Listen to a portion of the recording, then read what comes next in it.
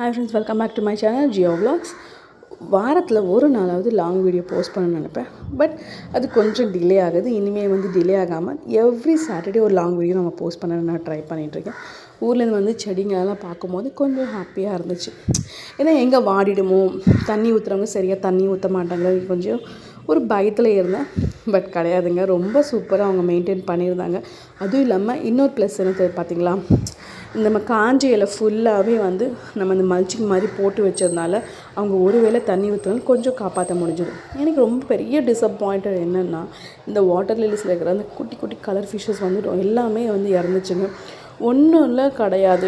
எனக்கு ரொம்ப கஷ்டமாக அந்த வாட்டரே ஒரு மாதிரி ஸ்மெல் ஏன்னா அழுகி போச்சு மீனெல்லாம்.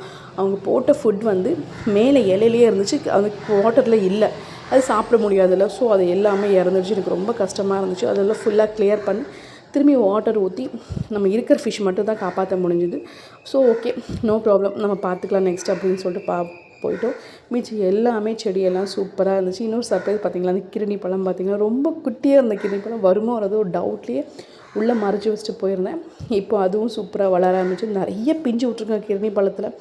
ஒன்றாவது கிடைக்குமான்னு பார்க்கலாம். இந்த பக்கம் பார்த்திங்கன்னா தர்பூசணி, அது குட்டி பழம் ஒன்று இருந்துச்சு, காய் ஒன்று காய்ச்சி இருந்துச்சு, வரும்னு சொல்லிட்டு ஒரு நம்பிக்கை இருந்து. பட் அது இல்லை, ஃபுல்லாக அணில் கடிச்சு கொதறி வச்சுடுது. அது இல்லாமல் ஃபுல்லாக பூச்சி அடிச்சிடுது. அதனால தர்பூசணி ரிமூவ் பண்ணியாச்சு அதுலேருந்து. இந்த பக்கம் வெண்டைக்கால ஃபுல்லாக தண்ணி நிற்க ஆரம்பிச்சிடுது. அந்த கண்டெய்னரில் எடுத்து வேறு கண்டெய்னருக்கு மாற்றணும். பாவக்கொடி இது தேர்ட் பேட்ச். இந்த வாட்டி 3வது காப்பு காய்ச்சிருக்கு.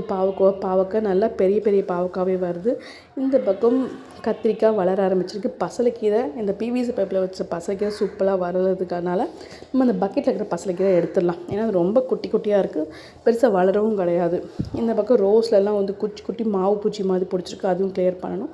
வருமா வராதுன்னு நினச்ச செடி போட்டு வளருது. இது எல்லாமே 3ஆக வைக்கட்டுமா இல்லை தனியாக பிரித்து வச்சிடலாமா ஒரு சின்ன யோசனை இருக்குது. இந்த பக்கம் புதினால ஒரு நான்வெஜ் எடுத்து ஏதோ போட்டுருது, காக்கா போட்டுருதுங்க. அது என்னன்னு தெரியல, பயங்கர ஸ்மெல் அடிக்குது. ஸோ அதை புதினா மொத்தமாக அங்கே ரிமூவ் பண்ணியாச்சு. ஏன்னா அது ரொம்ப ஸ்மெல் அடிக்குது. அதனால் இங்கே பார்த்திங்கன்னா லெமனும் சூப்பராக காய்க்க ஆரம்பிச்சிது. சேப்பங்கிழங்கு ஹார்வெஸ்ட் பண்ணணும், கண்டிப்பாக இந்த வீக்குள்ளே அது முடிச்சிடுவேன். அண்ட் பச்சை மிளகா சூப்பராக இப்போ வர ஆரம்பிக்குதுங்க. இது 3rd or 4th பேட்ச் நினைக்கிறேன். இந்த பச்சை மிளகா நல்லாவே வளருது. ஒரு 1 வீக்குக்கு எப்படி ஒரு 1/2 கிலோ பச்சை மிளகா அதில் வருங்க. நம்ம வீட்டுக்கு அது போகிறோம் இல்லைங்க, எதுக்கு அதுவும் 1/2 கிலோங்கிறது ஜாஸ்தி தான். அடுத்து இந்த பக்கம் பார்த்திங்கன்னா வாட்டர் லில்லிஸ் மொத்தம் ஒரு 3 டேஸ்க்கு முன்னாடி தான் மொத்தம் க்ளீன் பண்ணியிருந்தேன். க்ளீன் பண்ணிட்டு ரீஆர்கனைஸ் பண்ணும்போது எனக்கு ஒரு சின்ன சர்ப்ரைஸ் அது கொடுத்துச்சுங்க. என்னன்னு பார்க்குறீங்களா, குட்டி குட்டி பேபி ஃபிஷ்ஷஸ். நான் 10 மீன் இறந்துச்சு, ரொம்ப கவலைப்பட்டேன்ல. நீ ஏன் கவலைப்படாதன்னு சொல்கிற மாதிரி இது 20 குட்டி பேபி ஃபிஷ்ஷஸ் இருந்துச்சுங்க.